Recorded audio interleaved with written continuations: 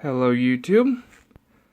Today I will be doing a leopard gecko care guide. Sorry I'm a day late. I said I'd do it yesterday, but I was busy. I had a surprise party for my family members. They're like, "Oh yeah, he's over, so let's bring him to a house and have a party." So I did not have time to record the videos that I wanted. So this is from ReptiBlast. He wanted to see a care video for leopard geckos. So here we go. We're using Dovey as an example. Not going to focus again, of course. Well, I'll just get right into it. So we have a very basic setup here. Reptile carpet, cool hide, paper towel, water bowl in the back, fake plant, and then his custom-made hide, and then also the calcium bowl. So very simple, in a 10-gallon, so typical for any baby leopard gecko or any gecko that you get from the pet store.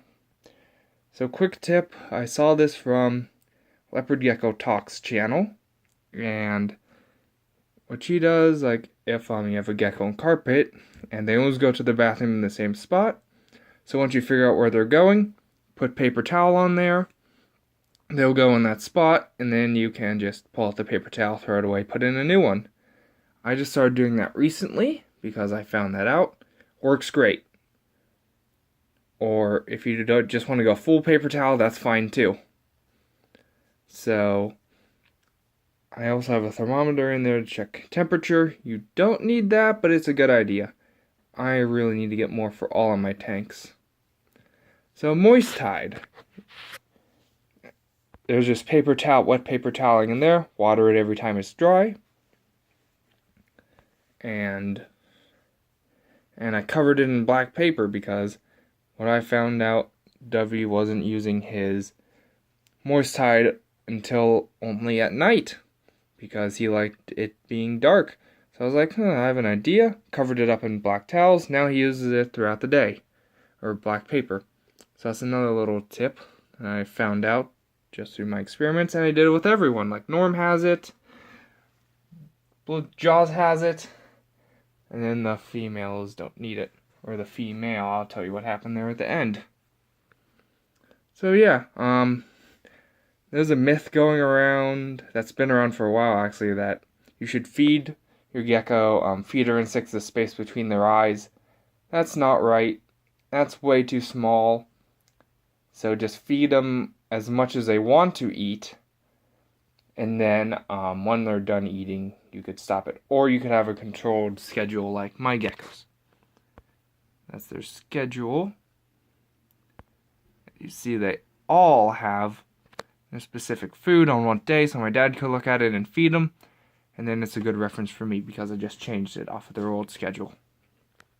So that's also a neat thing. Just have a feeding schedule every time. And if you want to record it, you can. If not, you don't have to.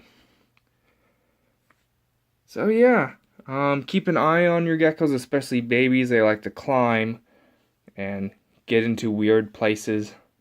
Like when some of them were babies, I had this, and they crawled right under it, and I couldn't find them when I was cleaning the cage. And when I picked this up, I actually slid it, because I don't know why I slid it. And I heard a little movement under there, picked it up, and he was under there. I don't know which gecko, but it's just, or something like this actually. I did not have that back then. But they just get in weird spaces, so just check. Or they'd be sleeping in the space between this, or they just get in odd spots, so just make sure your tank is simple until they're a little bit bigger. What else? Cleaning the glass, I have a mix here. It's half vinegar, half water. Well, white vinegar and water. I just scrub the glass down. It's not necessary, but I'm trying to make all my tanks look nice, and it's a pain trying to clean all this glass. So, I'll talk about the females. That's it for the care guide. If I miss anything, just put it down in the chat. And yeah, never use sand for your leopard geckos. Go back to my 2 videos ago And there is an article on leopard gecko natural habitat where someone went out to the natural habitat and looked around at it. And yeah, it's not sandy at all. It's really compact rocky clay. So what happened with the females, I'll go over this quickly, is when I came back, I cleaned out the tank, checked them, and Snowstorm has bite marks all over her tail and head and neck area. So she was attacked pretty badly by my other gecko, Michelle. So I decided to put Michelle on my desk.